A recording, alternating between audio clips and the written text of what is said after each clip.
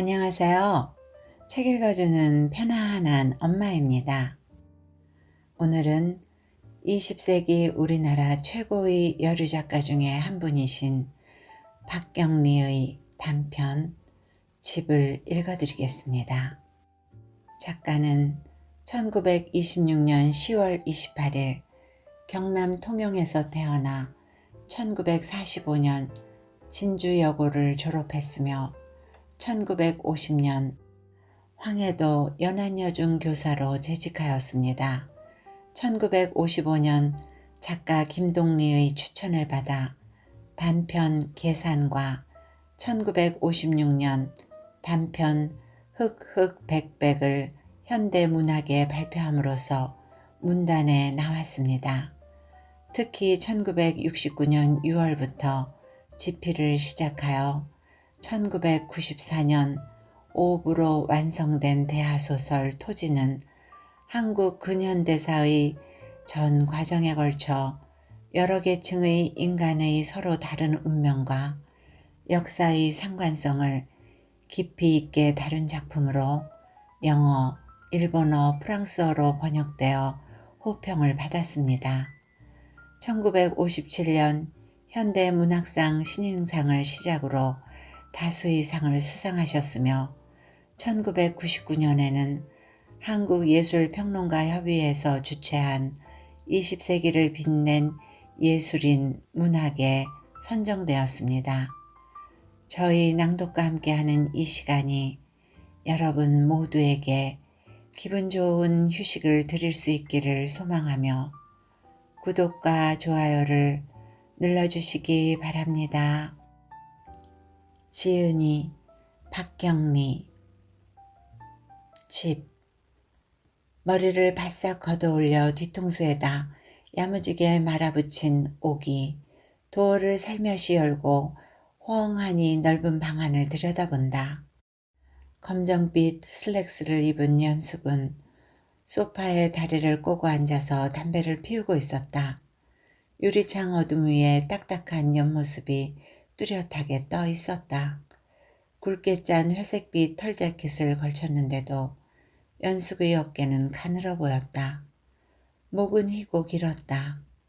옥이 조심스럽게 물었다. 선생님, 커피 드시겠어요? 생각이 나면 내가 끓여 먹지.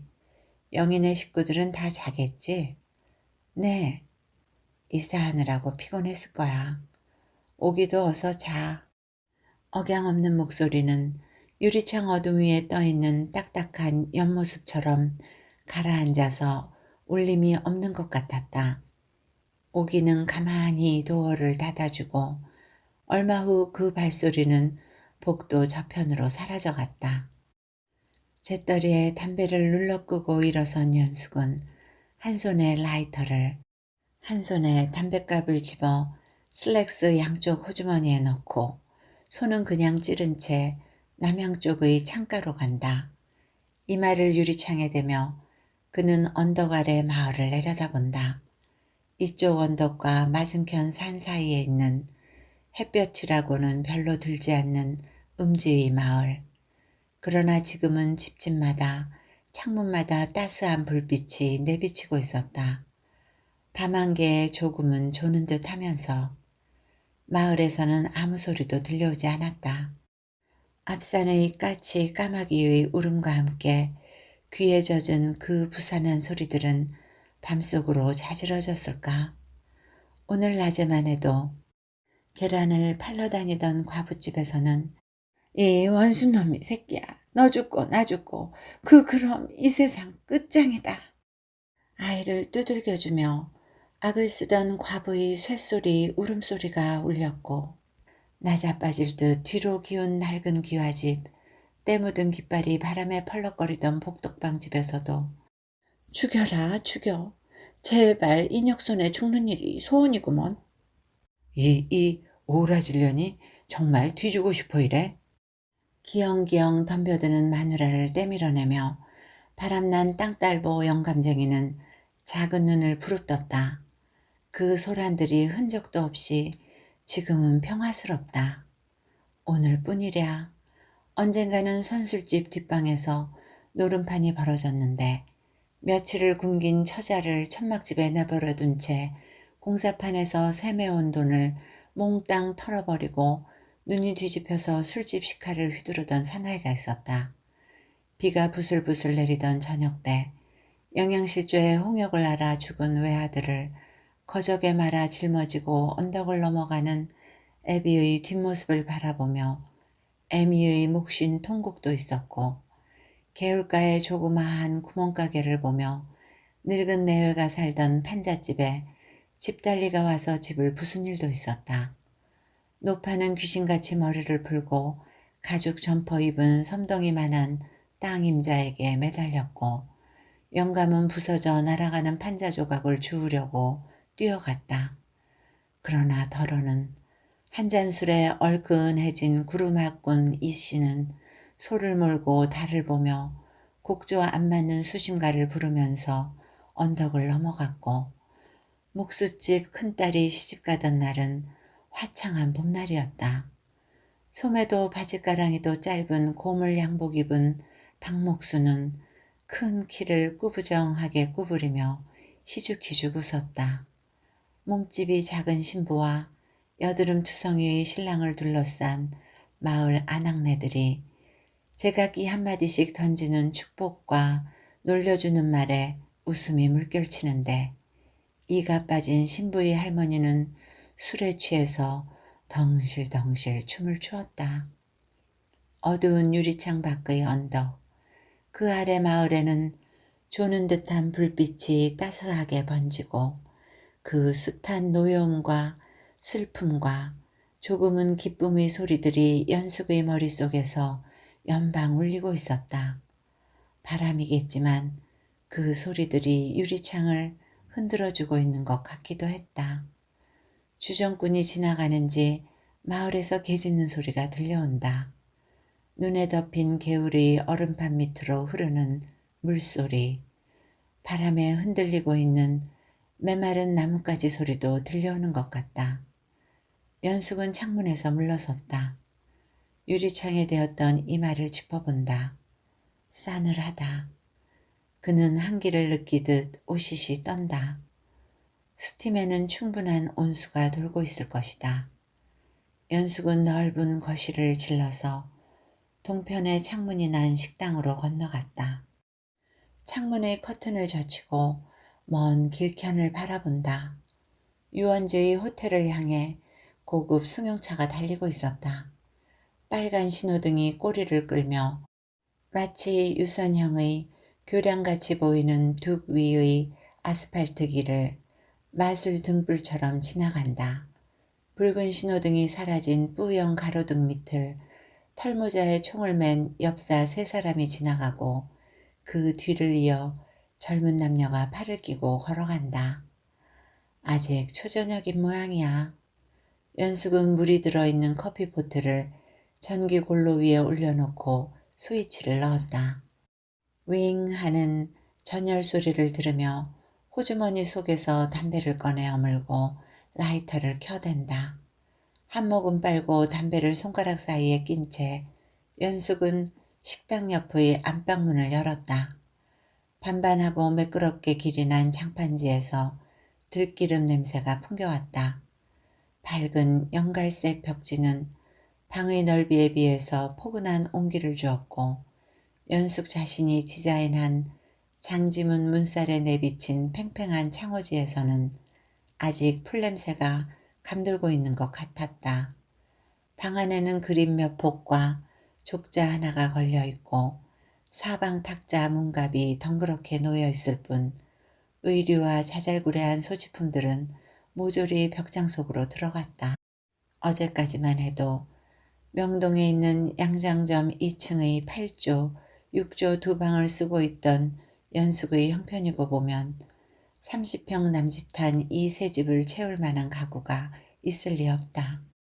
연숙은 식탁 위에 놓인 재떨이에 담뱃재를 떨고 안방을 질러 방 뒤편에 있는 도어를 열었다.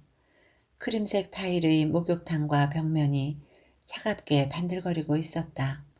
바닥은 그린빛, 마음에 들지 않아서 2번이나 뜯어서 빛깔을 갈았건만 아직도 연숙의 기분에는 썩 맞지 않는다. 연숙은 문기둥에 기대어 서서 목욕탕 벽면에 박힌 거울을 바라본다. 자기 자신의 배 부분이 거울에 비쳐 있었다. 회색 재킷 부분이 3분의 2쯤, 검정 슬랙스 부분이 3분의 1쯤, 크림빛 벽면과 그린빛 바닥, 그는 묵은 시대의 의상 같은 것을 생각해 본다. 손가락에 끼어있는 담배에서 재가 폭삭 떨어졌다. 목욕탕 불을 끄고 안방의 불은 그냥 둔 채 연숙은 식당으로 돌아왔다. 물이 끓고 있었다. 그는 재떨이에 담배꽁초를 버리고 글라인드 2스푼을 끓는 물속에 떠넣었다. 커피는 꿀럭꿀럭 신나게 끓어올랐다. 창문을 열었다. 찬바람이 몰려들면서 한편 커피의 뜨거운 김이 얼굴을 친다. 구수한 커피 냄새와 바람이 안고 온 수프의 냄새가 바람의 방향을 따라 엇갈리며 풍겨왔다.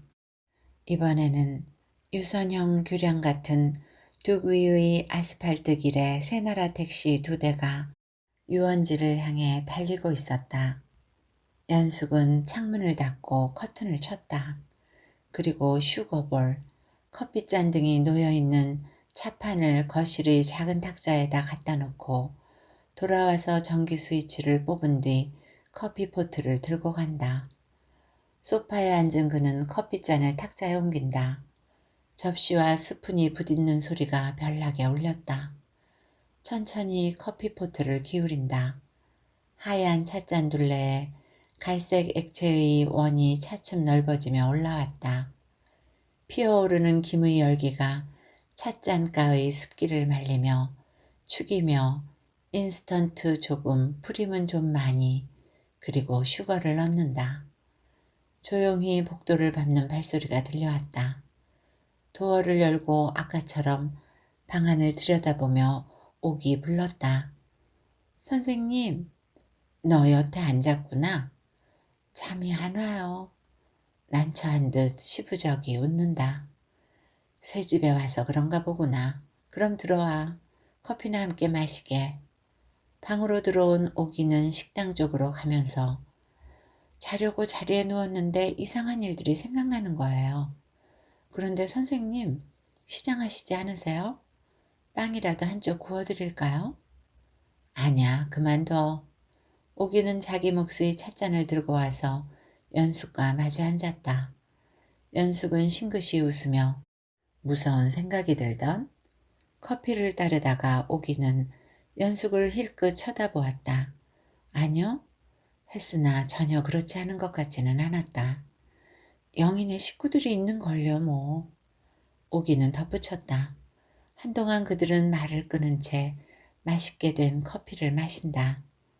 선생님, 아까 박목수가 왔다 갔어요. 뭘 하러? 미송 6부짜리 판자가 있다던가요? 누구 집 고치려고 사놨는데 돈이 아쉬워 팔겠다 하니 살 생각이 없느냐고 그래요. 값이 싸고 어쩌고 하며. 그래서 선생님이 안 계신다고 잘라버렸어요. 왜? 보나마나 뻔하죠. 괜한 소리 해가지고 성금 좀 받아서 돌려 쓰려고 그러는 거예요. 딸 시집 보내느라고 빚을 진 모양이지. 딸 시집 안 보내도 마찬가지일 거예요. 그 사람들 항상 비타령인걸요. 박목수는 아주 네 눈에 나버렸구나. 박목수뿐만 아니에요. 봄부터 선생님 따라다니면서 그들의 생리를 다 알아버렸어요. 사람 나름이지. 아니에요, 선생님. 그들은 다 공통점을 갖고 있어요. 자기네들끼린 의리도 있고 신의도 지키지만 일을 시키는 사람들에겐 비굴을 과장한 악의가 있어요. 그리고 거짓말 한다든가 속여먹는데 죄책감 같은 걸 느끼지 않나 봐요. 박목수만 해도 말이 적고 시죽이 웃는 얼굴 보면 정말 선량한 것 같잖아요. 그렇지만 꿍꿍이 속은 따로 있어요. 전에도 한번 값싼 나무가 있느니 어쩌니 하고 이번 비슷한 구실 붙여서 돈 얻어가지 않았어요? 그땐 품삯에서 뺐지만요. 뭐 집의 울타리가 넘어졌다. 부엌에 선반 하나 달아야겠다 하며 못이랑 판자랑 알게 모르게 얼마나 가져갔다고요. 그뿐인가요? 제 목점에서도 쓱싹 해먹고. 다 알아요. 그 사람들 하는 식은 늘 그런 거예요. 생리가 그리 돼버린 거예요. 노처녀 오기는 웅변에 가까운 투로 흥분해서 말했다. 하지만 미장이 김씨만은 안 그래. 그 사람은 안 그런 것 같지만 그러니까 콧대가 높아요. 콧대가 높을 수밖에. 김씨는 자기 직업과 생활에 만족하고 있는 사람이야. 언젠가 이런 말을 하더군. 일하고 굶지 않으니 걱정 많은 부자보다 행복하다고. 오기는 잠자코 말았다. 그러나 오기가 언덕 아래 사람들을 평가하는데 잘못은 없었다. 오기보다 연숙이 편이 더 오래전에 그들 습성을 알고 있었다. 이곳에 땅 200평을 사가지고 정지를 하고 석축을 쌓고 자연석으로 정원을 꾸밀 때 아랫마을 사람들이 와서 일을 했던 것이다. 그 무렵 우연한 일로 자연석 싣고 온 사람과 일꾼들 사이에 시비가 벌어졌는데 연숙은 한 트럭 6,000원 준 자연석이 그들 사이에 5,000원으로 묵약이 되어 그러니까 내 트럭에 4,000원을 일꾼들이 먹은 사실을 알게 되었던 것이다. 그 후에도 여러 번 그런 자질구레한 일들이 발견되었는데 지난 봄에 집을 짓기 시작하면서부터 양회에서 벽돌, 모래에 이르기까지 심지어 300원짜리 사판 자루를 사는 데 있어서도 값을 속였다. 처음에는 연숙도 화를 내어 일 다 집어치우라고 했으나 나중에는 알고 모르는 척 해버렸다. 연숙이 일일이 자재를 구하러 다닐 수도 없거니와 성의껏 하면 그만한 보상을 하겠다는 말을 그들은 믿지 않았고 볕바르게 받는 것보다 남몰래 호주머니 속에 집어넣는 편이 부담이 안 된다고 생각했음인지 그리고 하루살이 같은 그들의 처지에서는 오늘 보면 그만이라는 배짱도 있었을 것이다. 그러나 그러한 일보다 연숙은 집을 짓는 데만 온 정열을 쏟고 있었다. 양장점도 남에게 내맡겨버린 채 스스로 설계했고 청부업자하고도 관계없이 집일에 그는 몰두해 있었던 것이다. 연숙은 일 잘못하는 데 대해서만은 사정이 없었다.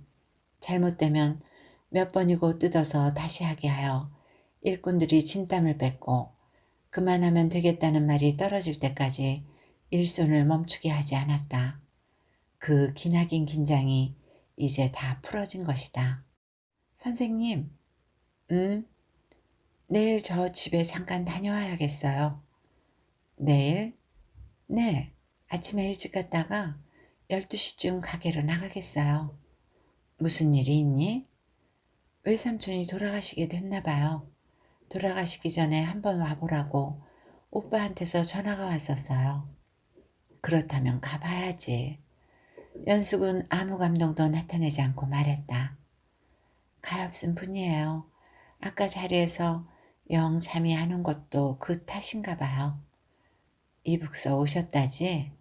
네, 6.25 이전에 넘어오셨어요. 외숙모하고 애들하고 함께 넘어오다가 불행하게 발각되어 너무 위급했기 때문에 외숙모랑 다 내버려두고 혼자 뛰었다는 거예요. 연숙의 표정이 눈에 띄게 움직였다. 외삼촌은 그 죄책감 때문에 폐인이 돼버린 거예요. 6.25 전에 어머니가 살아계실 때 외삼촌은 술을 자시고 찾아오셔서 우시곤 했어요. 외숙모하고 애들은 죽었을 거라 했다가 아니 살아있다 한들 38선 때문에 어떻게 만나겠느냐 했다가 만일 38선이 터진다 하더라도 무슨 낯짝 쳐들고 만나겠느냐. 38선 터지는 것도 두렵다 하시면서 우시는 거예요.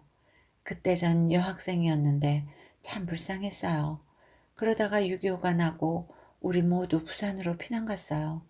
거기서 외삼촌은 아주 사람이 달라지더군요. 눈에 핏발이 서가지고 돈에 미친 사람이 되어버렸어요. 돈도 많이 벌었죠. 연숙은 오기를 조용히 바라보고 있었다. 그땐 도무지 사람 같지가 않았어요. 조카 둘이 굶어 죽을 판인데 돈 한 푼 안 주더군요. 그런데 그 돈을 다 어떡한 줄 아세요? 도박으로 다 쓸어놓고 말았어요. 누구든 안면만 있으면 마구 술을 퍼먹이고 돈 쓰는 것도 미친 사람 같지 않겠어요? 반년 동안에 깨끗이 없애더군요. 그때 비로소 오빠하고 저는 외삼촌을 이해하게 되더군요. 결국 술로 몸을 망쳤어요.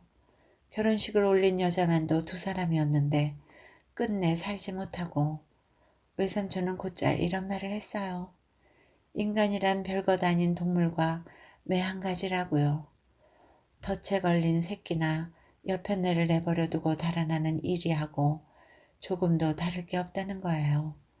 다르다면 다만 있었던 일이 머릿속에 남아서 아무리 쫓아내려 해도 쫓아낼 수 없는 그 정도라나요. 오기는 아까 박목수 이야기를 할 때보다 훨씬 낮은 목소리로 차근차근 이야기했다. 연숙은 반쯤 눈을 내리깔고 오기 말을 듣고 있었다. 그러나 연숙 눈앞에는 어느 화가의 환상적인 결혼식의 그림처럼 보랏빛 서리 같기도 하고 안개 같기도 하고 눈보라 같기도 한 결혼식 광경이 지나갔다. 유리상자 속의 장난감 같은 양옥집, 라일락의 향기, 장미 덩굴과 얼룩배기 강아지, 그런 것도 지나갔다.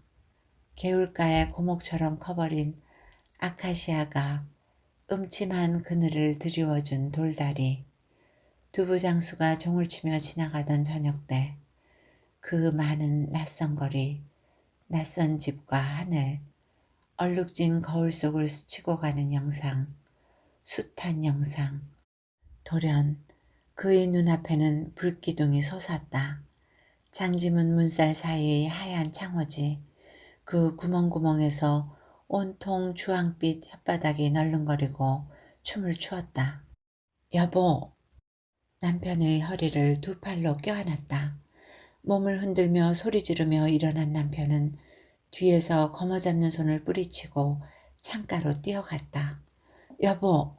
뒤쫓아서 다시 남편의 허리를 껴안았다. 그는 다시 때밀고 몸을 흔들었다. 낮아빠져서 몽롱해진 눈에 막 창문턱에 발을 걸치는 남편의 옆얼굴이 보였다. 주황빛의 불길, 그것은 액자 가득히 주황빛 물감을 쏟아부은 것 같았고 그 위에 뚜렷한 남편의 옆얼굴은 청동빛이었다. 쇠붙이처럼 그것은 번들거렸다. 그 쇠붙이의 얼굴이 아래로 기우는 순간 검은 폭풍이 일었다. 오기는 여전히 그의 외삼촌에 관한 이야기를 계속하고 있었다. 오래 못 사시리라 생각한 탓인지 슬프지도 않지만 가엾은 생각이 자꾸 들어서 그런 고통을 받는 것도 결국은 성격 때문이겠지만 자유를 찾아온 분이 도리어 죄악감의 속박에서 벗어날 수 없었다는 것은 참 아이러니컬한 일 아니에요? 나도 그와 비슷한 경험을 갖고 있어. 네? 의아하게 되물었다. 오기 숙모님하고 비슷한. 오기 눈에 호기심이 돈다. 결혼한 지 2년 만에 불이 났어. 말을 끊었다가 다시. 한밤중에 말야. 남편은 꿈을 꾸었던지 아니면 살고 싶은 생각에만 몰렸던지 나를 때밀고 혼자 달아나려고 했지. 그때 얼굴이 영 잊혀지지 않아. 불길이 타오르는 그것은 하늘이었을까? 창밖은 온통 주황빛이었어. 창문에서 넘어가려던 그의 얼굴은 청동빛이었고 그 얼굴을 치면 쇳소리가 날 것 같았어. 그야 지금 생각이지만 그분이 창문을 넘는 순간 그렇지 석가래 기와장이 무너졌어. 옥의 얼굴 빛은 달라졌으나 연숙의 눈은 오히려 차가웠다. 나는 기절했던 모양이야. 소방대 사람들이 끌어내 주어서 나는 살았는데 운명은 내 편이 좀 세었던가 봐. 다리에 보기 흉한 상처는 남았지만 오기는 슬랙스를 입은 연숙의 다리에 조심스런 일별을 던졌다. 연숙은 담배를 피워물고 연기를 뿜어냈다. 그래서 선생님은 붉은 천하고 천동빛 천을 안 만지려 하셨군요. 그 말 대꾸는 없이. 있었던 일은 머릿속에 남아서 정말 오기 외삼촌 말씀대로 쫓아내버릴 수 없더군. 서로 깊이 사랑하고 축복받은 결혼이었는데 그렇게 되어버렸어. 순간 연숙의 얼굴에는 경련이 일었다. 그러나 그것은 미소였다. 배반은 상대가 미워서 하는 게 아니고 자기를 너무 사랑하기 때문에 하는가 보더라. 그래서 선생님은 결혼 안 하시고 그렇지도 않아. 어느새 세월이 가버리더군. 더러 사귄 사람이 없지도 않았지만 나는 집을 짓는 편이 더 좋았어. 네? 이 집을 짓는데 10년이 걸렸지. 부모님 유산 덕분에 외국에도 돌아다녀 보고 그렇게 돌아다닐 때 나는 항상 집을 지을 생각을 했어. 내 머릿속에서는 밤낮 집을 지었다 허물었다.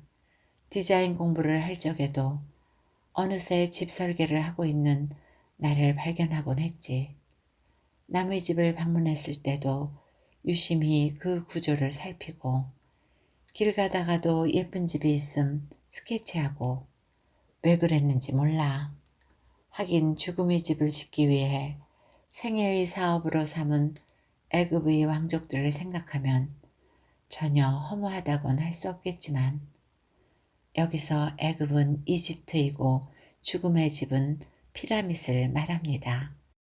사실 떠돌아다니던 그 시절에 그런 꿈이 없었던들 마음속에서 5년 동안 집을 지었고 너도 알다시피 5년 전에 이 벌판 같은 언덕의 땅을 사서 봄, 가을 정원 꾸미느라고 부지런히 쫓아다녔지.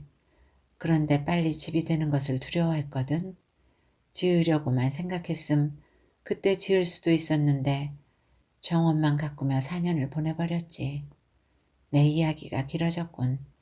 이야기란 항상 일이 싱거운 거야. 아니요, 선생님. 연숙은 담배를 끄고 일어섰다. 창가로 가면서 집은 완성되고 이제 남은 거라곤 봄에 잔디를 심는 일뿐이야. 목련은 해마다 심었지만 다 실패. 한 나무도 살리지 못했으니. 오기는 그 뒷모습을 말없이 지켜보다가 집은 완성되고 선생님은 꿈을 이루셨는데 왜 그리 쓸쓸해 하실까요? 내가? 돌아보며 연숙이 물었다. 오기는 뭔지 당황한다. 심정을 알 듯하면서도 물어본 자기 자신에 대하여 오기가 아무 말도 못하고 멍멍해지자 연숙은 오기 하고 불렀다. 네? 저 언덕 아래 마을에는 사람이 사는 것 같지? 저곳에는 엉겅퀴풀처럼 무성한 생명들이 모여있는 것 같다. 유원지로 가는 말끔히 포장해 놓은 길에는 생활이 있고 그럼 여기는요? 물이 괸 연못 속이야. 선생님도 생활을 가질 수 있잖아요. 옥은 생활의 뜻이 향락과 통하는 건지 망설이듯 말했다. 간단히 사귄 친구하고 드라이브라도 하란 말이냐? 연숙이 웃는다. 오기는 얼굴을 붉혔다. 10년 걸려 한 일도 서글픔이 오는데 빠지지도 않으면서 몇 시간 후에 느낄 서글픔을 뻔히 알면서 연숙은 혼자 중얼거렸다. 마루장을 까실 때 판자 하나하나 무늬까지 고르시던 선생님이 서글프시다뇨. 연숙은 창문에서 물러나 넓은 방 안을 이리저리 왔다 갔다 한다. 잠시 멈추어서 형광등을 올려다본다. 얼굴이 몹시 창백했다. 이 집이 없어지든지 아니면 또 다른 곳에 집을 지어본다. 그렇지 않으면 이 공간이 나를 잡아먹지. 오기는 꼼짝하지 않았다. 벽면의 전기 스위치가 탁 소리를 내며 내려졌다. 식당 쪽의 불이 거실 마룻바닥으로 싹 건너왔다. 뜰에서는 수은등 빛이 창문을 비집고 들어왔다. 연숙의 슬랙스 입은 가는 모습이 실루엣처럼 움직이지 않았다. 이제 우리 자는 게 좋을 것 같다. 겨울나무같이 까칠한 목소리였다. 이야기는 여기까지입니다. 깔끔한 스케치를 감상하는 듯한 이 소설의 주인공 연숙은 부조리한 삶의 시대를 벗어나는 방법으로 새 집을 짓겠다는 꿈을 갖고 있었으며 드디어 그 꿈을 이루어 새 집으로 이사 왔습니다. 또한 맞은편 언덕 아래 마을 사람들과 그 양상은 다르지만 세상은 그렇게 풍요하고 아름다운 것이 못 된다는 인식을 같이 하고 있죠. 그리고 그녀의 서글픔은 지워지지 않습니다. 어떻게 들으셨는지요? 좋은 시간이 되셨기를 바라며 오늘도 행복하세요.